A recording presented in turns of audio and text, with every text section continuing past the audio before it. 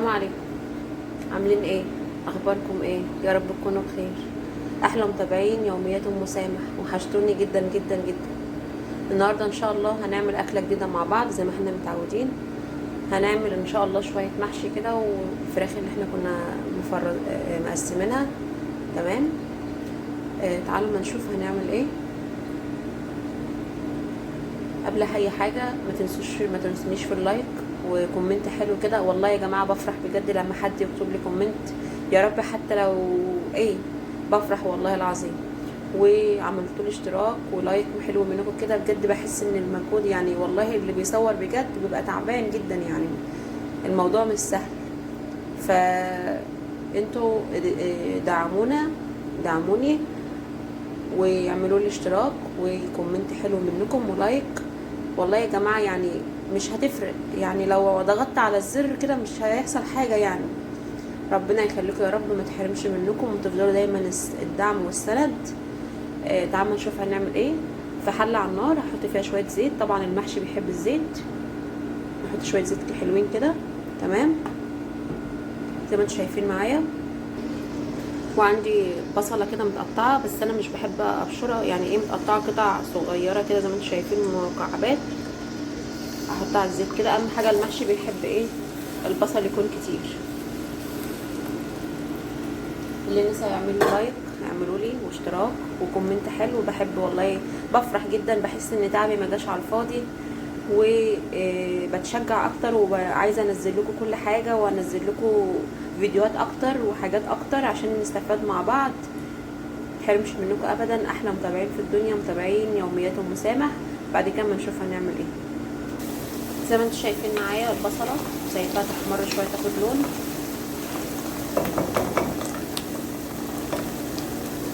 اكيد انتوا هتدعموني وتساعدوني وتعملوا لي لايك واشتراك، انا واثقه فيكم، وكومنت حلو منكم. ما تحرمش منكم ابدا.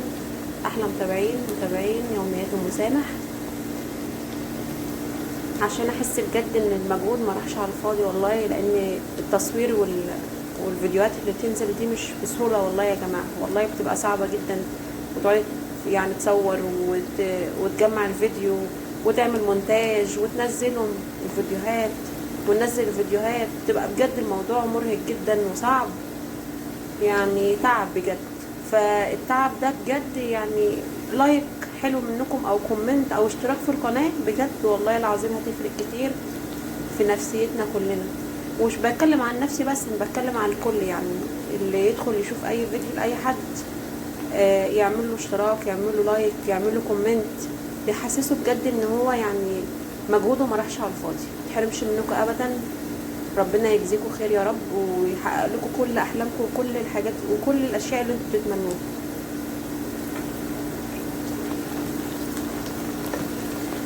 متابعين الاعزاء، انا شوفوا البصله بدات تحمر كده معايا. تمام. اول ما تبقى تاخد اللون الذهبي كده هبدا انزل عليها الطماطم. طبعا انا مفرزه طماطم عندي. بستنى لما الطماطم بيكون عليها عرض، بقوم رايحه جايبه مثلا 3 كيلو 4 كيلو. تمام. وبفرزهم على قد كده، يعني بحط مثلا كل كيلو في كيس على قد الطبخه. ساعات الطماطم بلاقيها غاليه، خلاص بيبقى عندي في الفريزر وسايبه تقريبا كيلو ولا حاجه في التلاجة. بحتاج مثلا سلطه، احتجت اي حاجه بعمل منه. لكن طماطم الخضار بفرزها على طول علشان احيانا بتبقى غاليه قوي. تمام.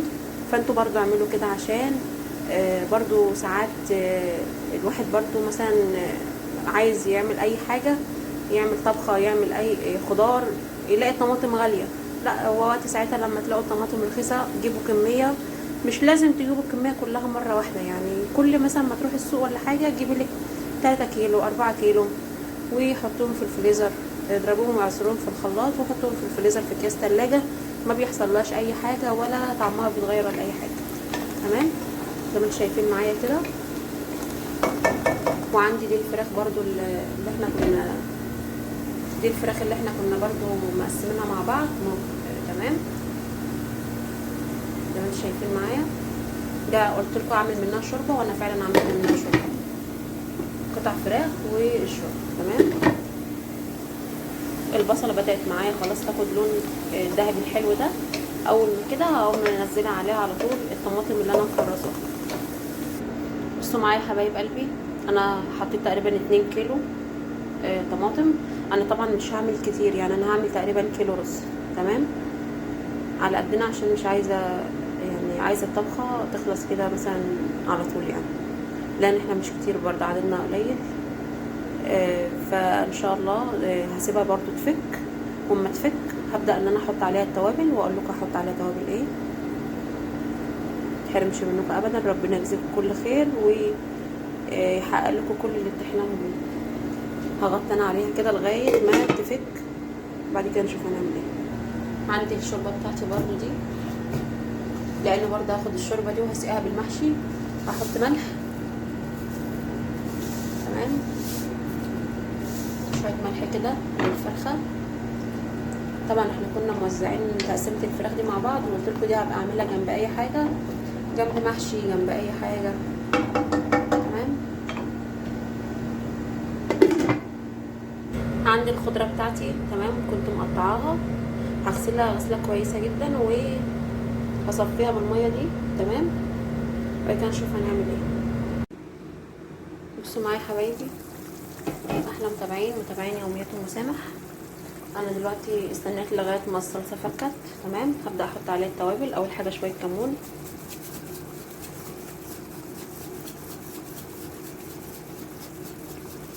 معلقه صغيره، تمام. بعد كده بهارات مشكله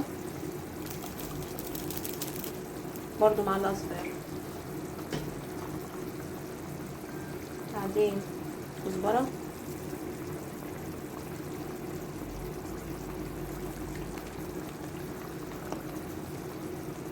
فلفل،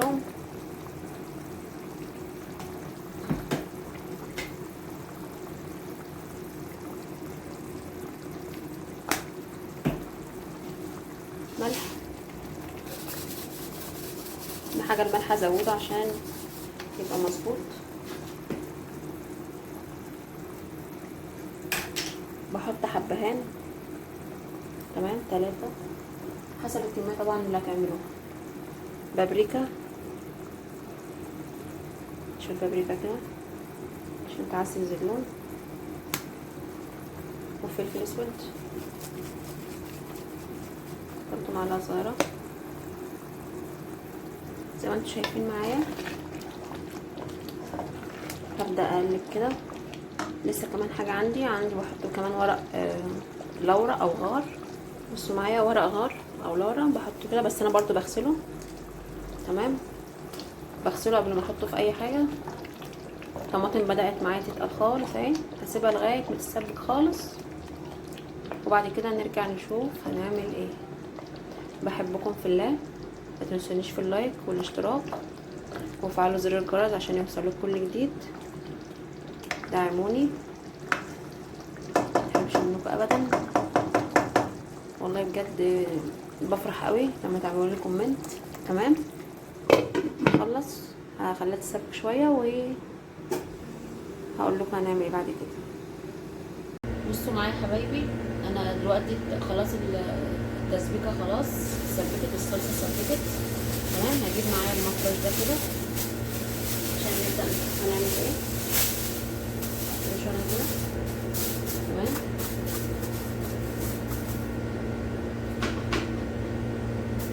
طبعا عندي العروق دي، طبعا ده المحشي اللي انا كنت عاملاه معاكم،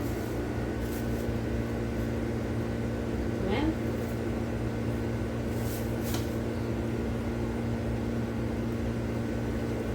ده العروق بقوم فرشها في الحله من تحت، وعندي فلفل، عندي الرز غسلاه ومصفياه، تمام. وبرده الملح بخليه جنبي، تمام، علشان اضبط الملح بتاع الصلصه.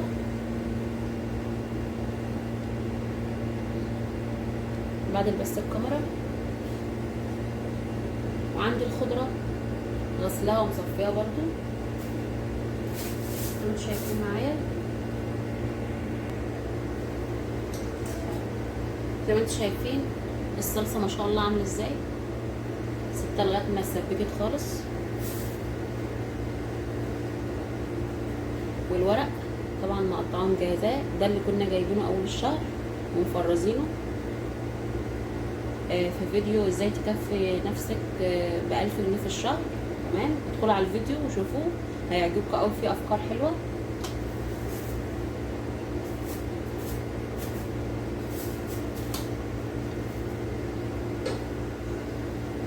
ودي الحله بتاعتي اللي انا محشي فيها، اعمل فيها المحشي.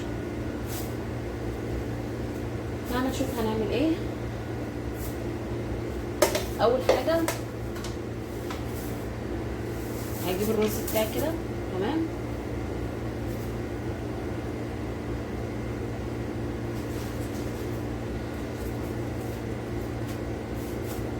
طبعا الخضره دي مشكله، شبت وكزبره وبقدونس. تمام، اول حاجه هنزل كده، برضو انا مصفياها بس مفيش فايده، برضو بيبقى فيها ميه.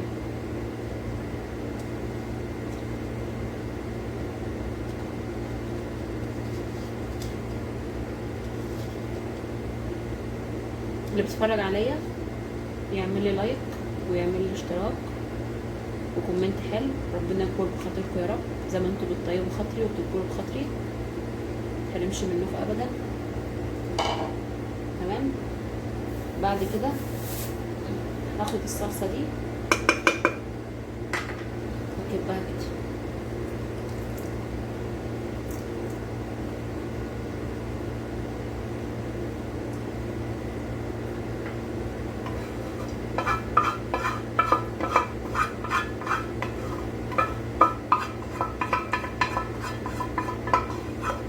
طبعا لو في اسره كبيره ضعف الكميه اللي انا عاملاها.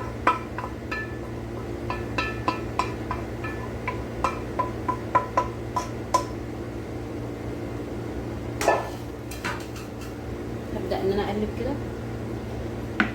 الحبهان هشيله،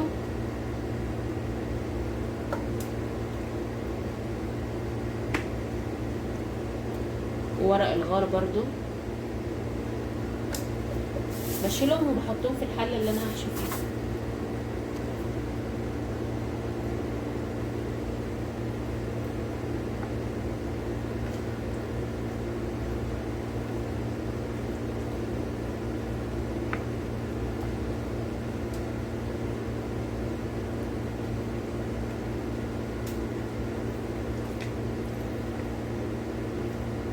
اهم حاجه الحبهان ده نشيله عشان ما يجيش معانا في الاكل نتقرف. انا عماله بدور عليه، كنت المفروض اشيله لما طلع على الوش بس انا نسيت.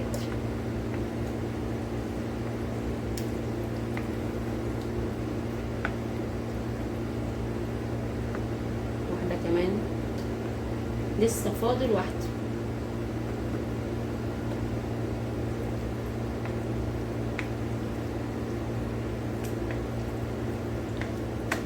بحبكم في الله والله بجد، بحبكم قوي، وبستنى بجد لما اصور اي حاجه عشان ابقى معاكم. تمام، هقلب كده تقليبه حلوه.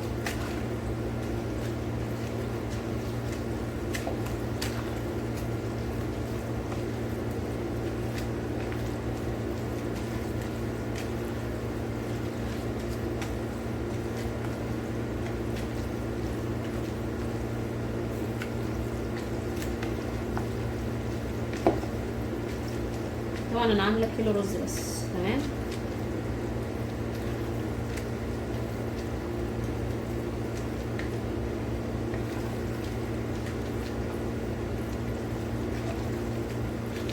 لازم اقلب كويس عشان الصلصه والخضره وكله يندمج مع بعض.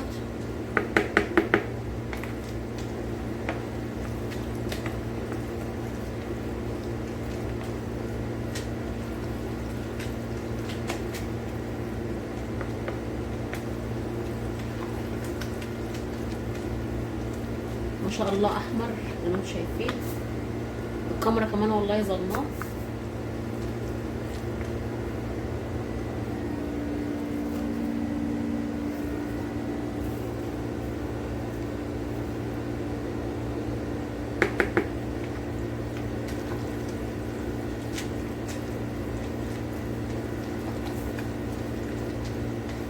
طبعا لسه في رز تحت، انا عماله بقلب عشان كله يبقى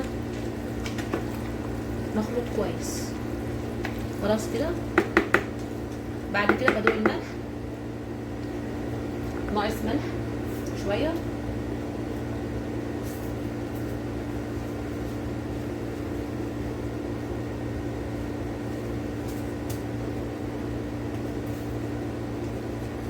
هقلب كده.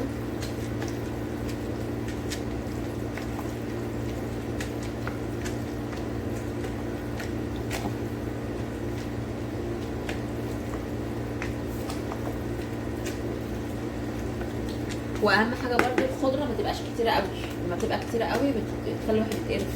تمام، يعني ايه وزنه كده.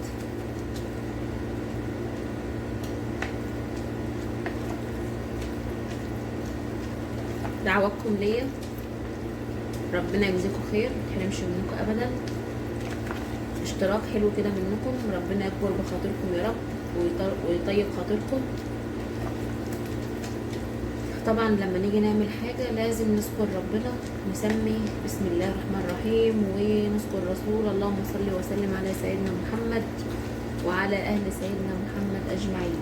طول ما انت واقفه كده بتعملي حاجه خلي دايما لسانك في ذكر الله والرسول، ودوقي كده الاكل شوفوا عامل ازاي. والله بجد بيبقى الاكل ليه نفس تاني، وبيبقى طعمه بجد رائع والله العظيم. عن ما مثلا تعملي وبتنسي ولا حاجه. خلاص كده، دي كده خلاص قلبت كويس. تمام، هاجي للحله بتاعتي دي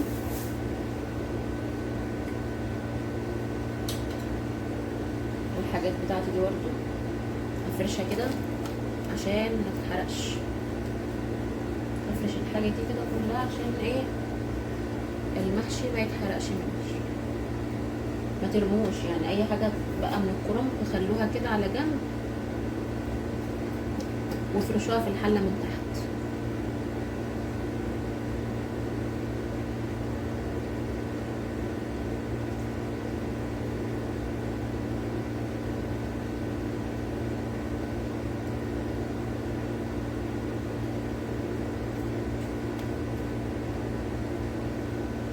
بسويها كده، انا بسويها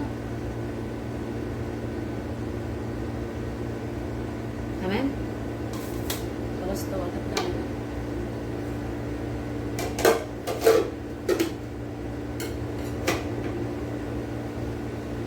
بقى معايا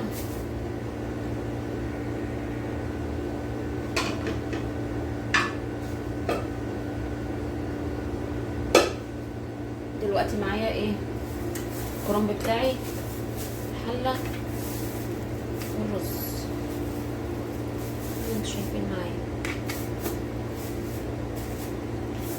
الورق طبعا مجهزاه ومقطعاه وعاملاه على قد زي ما انتوا شايفين على قد المحشيه، بيسهل معايا وقت وبينجز معايا. اول حاجه بحب احط فلفل كده برضه عشان بيدي طعم حلو. تمام،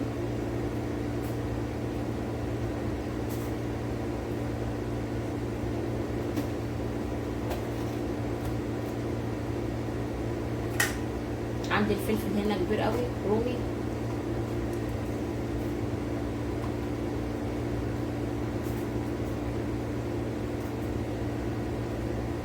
محشي كده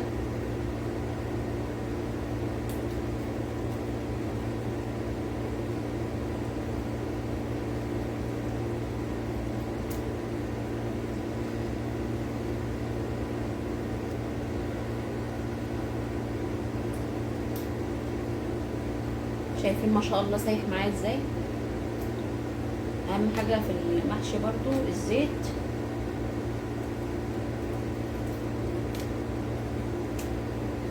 الزيت يكون كتير.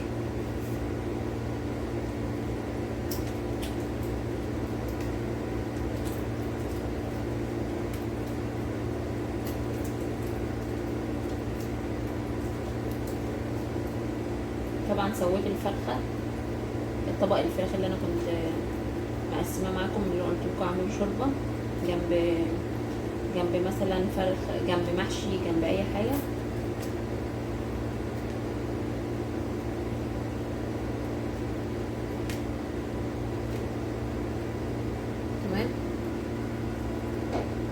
بحب اوقف المحشي الفلفل كده، دي لغايه ما نبدا نحشي بقى، وبعد كده نبقى ايه نوقف.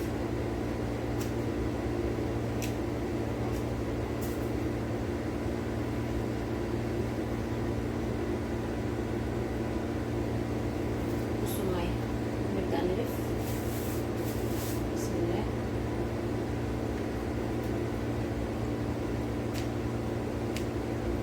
ادعوا لي الاقي لسه في واحده حبهان، ادعوا لي الاقيها.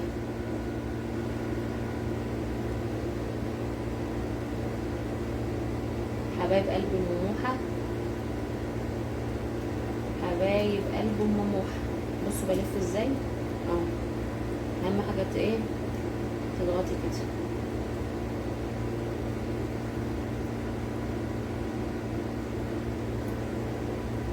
بصوا الطريقه، مش عارفه انتوا شايفيني ولا لا، شايفيني حلو كده عشان نبقى قريبين من الكاميرا. نحط كده، الف كده، ابرم كده بايدي.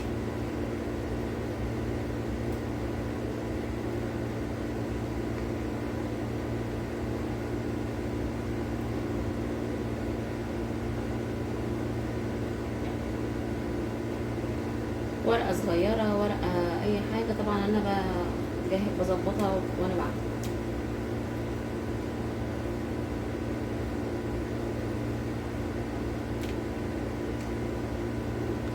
ان شاء الله شايفين الصباع عامل ازاي. مفيش تسلم ايدك يا مموحه؟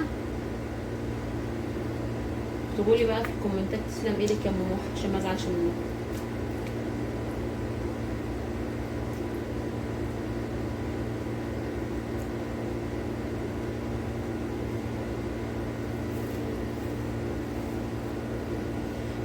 طبعا الورقه اللي بلاقيها صغيره كده بسيبها على جنب، ممكن الاقي ورقه مقطوعه ولا حاجه بحطها برضو بعمل معاها، يعني ايه مش حاجه بتترمى.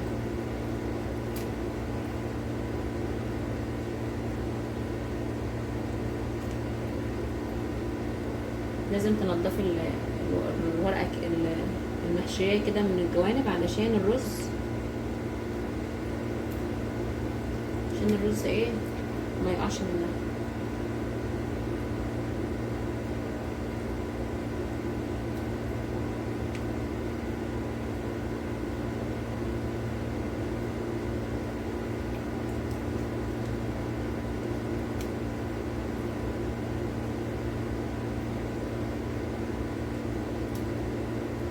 انتوا شايفين معايا؟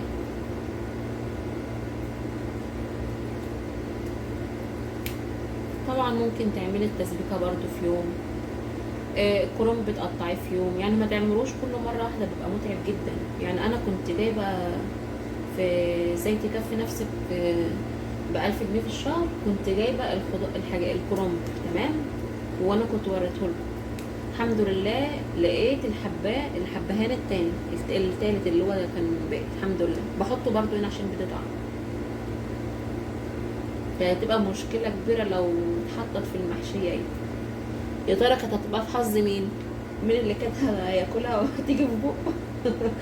بتبقى صعبه قوي، الواحد بجد يعني بيتقرف لما بيلاقي حبهان في بقه، خاصه عشان طعمه مش حلو. يعني حبهان او الهيل بيبقى صعب شويه.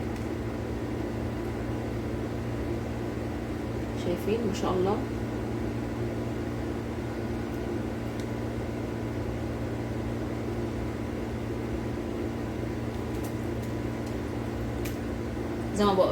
زي ما كنت بتكلم معاكم بقول لكم، انا كنت جايبه كرومبايه دي اول الشهر.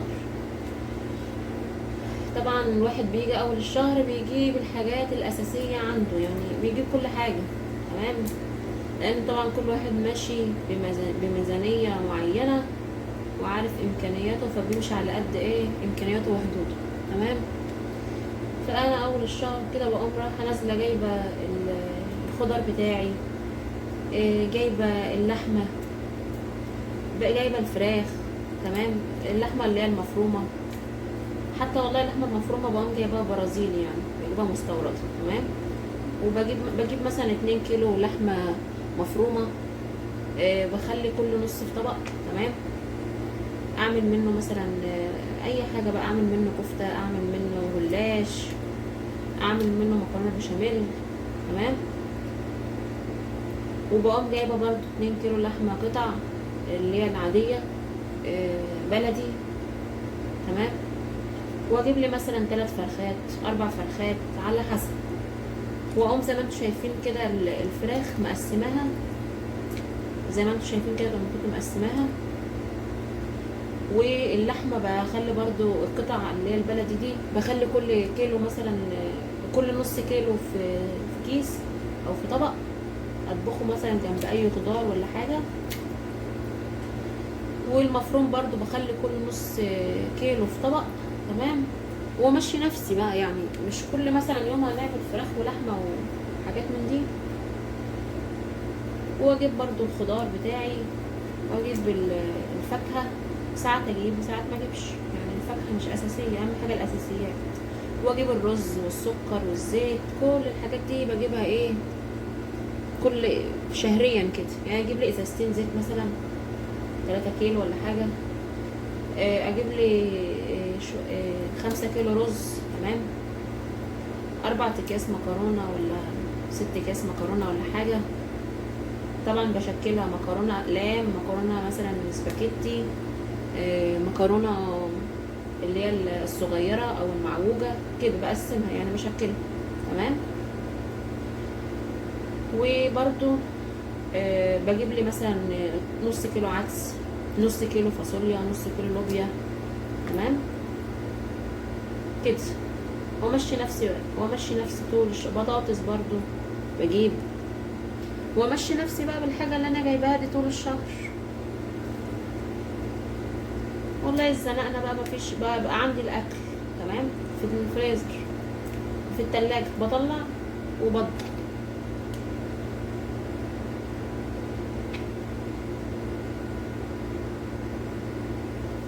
فانتوا اعملوا كده برضو، يعني بتبقى كويسه. تيجوا مثلا ساعات ما بيبقاش معاكم فلوس ولا حاجه، تلاقوا عندكم الاكل.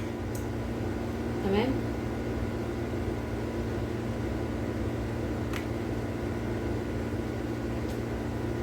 يعني انا الكرنب ده زي ما قلت لكم كنت جايباه من اول الشهر، كنت جايبه كرنبتين كده صغيرين، وقمت مقطعاهم وسلقتهم وعينتهم. ما شاء الله زي ما انتم شايفين طالعين من الفريزر زي يعني زي ما اكون مثلا سلقاهم دلوقتي. الورق ما شاء الله ولا متبهدل ولا في اي حاجه، ما شاء الله.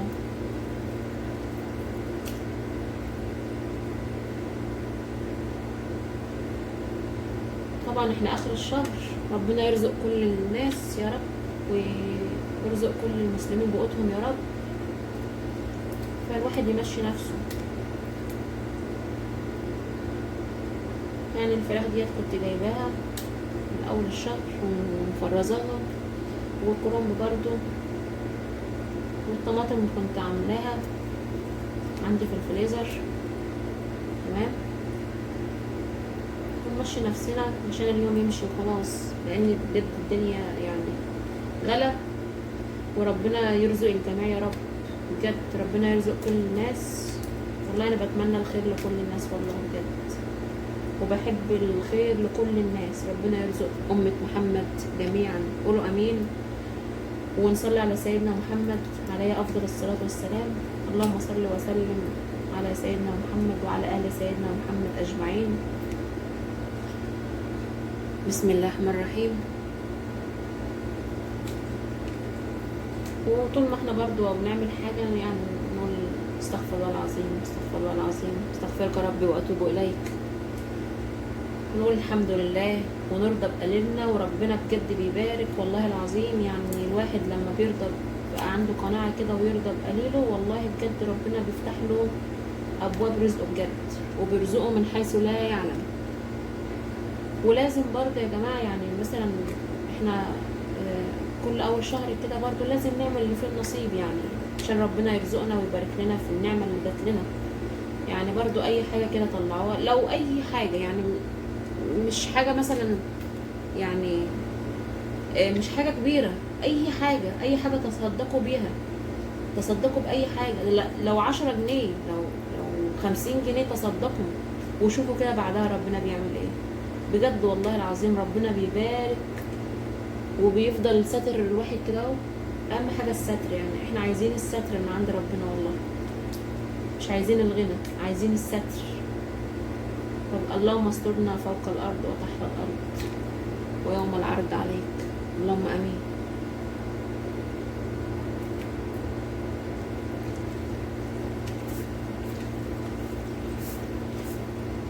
والواحد برضو يصلي، الصلاة برضو مهمة جدا، يعني بتقي الإنسان من حاجات كتير جدا والله. ربنا يسترنا جميعا يا رب، وارزق كل الناس برزقهم وبقوتهم يا رب، اللهم امين. نقول برضو الحمد لله، ونقول الله اكبر، ونقول سبحان الله. كل الحاجات دي برضو على فكرة يعني كويسة، بتاخدي ثواب وبتاخدي حسنات، والحاجة اللي انت بتعمليها بجد بتبقى ليها طعم تاني والله العظيم يا جماعة، بجد والله. انا بتكلم معاكم وبفضفض معاكم علشان انتم بعتبركم عيلتي، بعتبركم اهلي والله بجد، ربنا يعلم متحرمش منكم ابدا. انا عارفه وواثقه فيكم، وعارفه اللي بيتفرج عليا هينزل مش هيبخل عليا باللايك، ولا يبخل عليا بالاشتراك، ولا كومنت حلو منكم كده. ربنا يكبر بخاطركم يا رب، اللهم امين.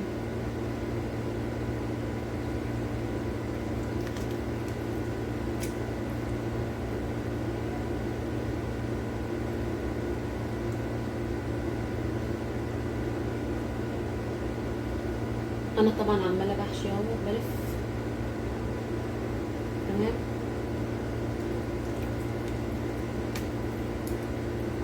ربنا يبارك لكم في اولادكم ويرزقكم برزق يا رب عظيم، ويرزقكم العمل الصالح يا رب، اللهم امين.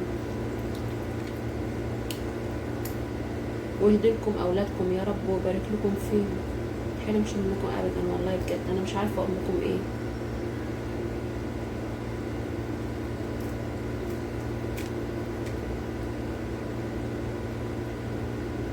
صدقوني بجد والله لما بلاقي حد معلق كاتب لي تعليق ببقى فرحانه قوي، بحس بجد يعني الواحد بيقعد يعمل الفيديوهات على فكره مش سهله والله يا جماعه، والله يعني انت تصوري فيديو كده ولا تنزليه والله ما بجد مش سهل، مفيش حاجه سهله، تعب جامد غير مجهود ما انت واقفه، ومجهود ما انت بتحضري وبتصوري، وبعد كده بترجعي تعملي مونتاج، تمام. صعب بجد، تعب يعني.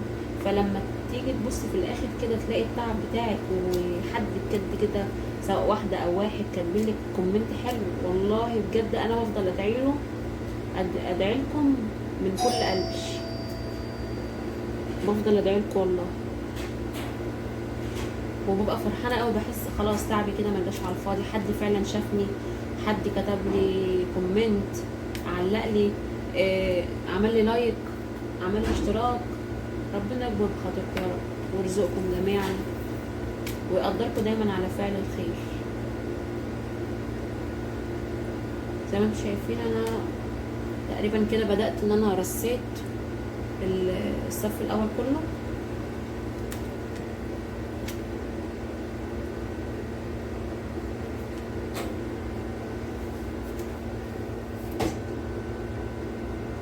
عملت الصف الاول هنا كده خلاص. انا هبدأ بقى، انا هخلص الكمية دي كلها واوريكم في الاخر انا عملت ايه عشان ما اطولش عليكم، تمام، ما اطولش عليكم الفيديو.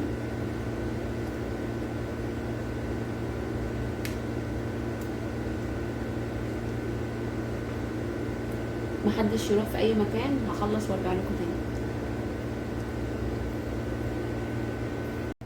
بص حبايب قلبي، انا دلوقتي كده خلصت خلاص المحشي، لفيته ما شاء الله الحله، بسم الله ما شاء الله، بألف هنا، تمام. والصلصه ديت اتبقت معايا، صفيتها من الرز، تمام، من مكان الرز صفيتها، تمام. وعندي الشوربه اهي، شوربه الفراخ. هعمل ايه؟ هكب الشوربه كده،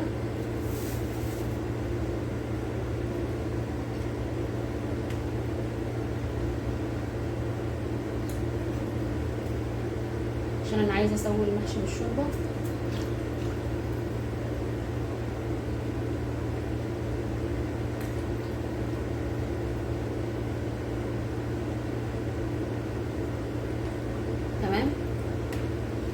وعندي صلصه هحط كده معلقتين عشان المحشي برضو يبقى احمر من بره. تمام، يعني يبقى احمر من جوه واحمر من بره. هقلب كده. طبعا لسه الملح هظبطه برضو عشان يبقى الملح مظبوط. بسم الله الرحمن الرحيم.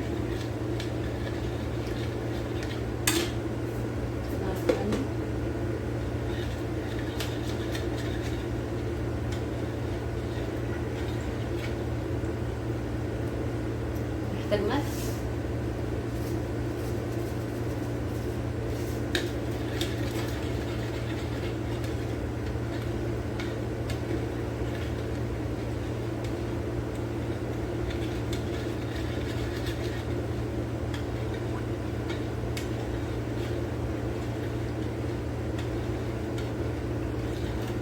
شفتوا ما شاء الله شكلها عامل ازاي؟ المحشي برضو بقى من بره الحاجه كده مظبوط ما شاء الله. وهبدا ان انا اكب كده. بسم الله الرحمن الرحيم.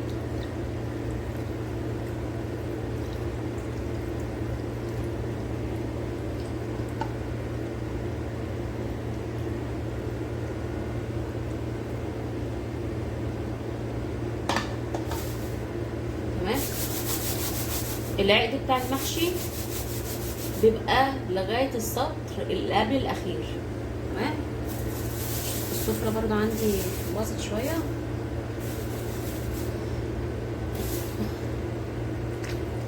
بصوا يعني ايه، بوصل الشوربة لغاية زي ما انتم شايفين كده السطر اللي هو الاخير ده اللي قبل الاخير ده. تمام، عشان يبقى مظبوط معايا زي ما انتم شايفين كده من كل الجوانب اهي. يعني انا شايفه الميه، شايفه الشوربه لغايه السطر ايه اللي قبل الاخير. هحطها على النار واسويها بالشكل ده كده. واول ما الرز يشرب الشوربه دي هبدا ان انا اوطي عليه خالص عشان يستوي على نار هاديه. وبعد كده اوريكم شكله عامل ازاي. تمام. يعني ما تنسونيش باللايك والاشتراك. انا واثقه فيكم، انا عارفه ان انتوا هتدعموني عشان ان شاء الله نحقق اللي احنا نفسنا فيه. و اعملوا لي كومنت حلو منكم كده، ربنا يكبر بخاطركم، ولايك واشتراك في القناه وفعلوا زر الجرس عشان يوصلكم كل جديد. هسويه واوريكم شكله عامل ازاي. بحبكم يا حبايبي. ما شاء الله المحشي زي ما جاهز واستوى زي ما انتم شايفين ما شاء الله. كل صباع بصباعه وما فيش حاجه مهريه ولا حاجه. اهم حاجه ما تزودوش الشوربه بتاعته. يبقى اعملوا لي لايك واشتراك حلو منكم وكومنت حلو منكم، ما تحرمش منكم حبايب قلبي. مع السلامه.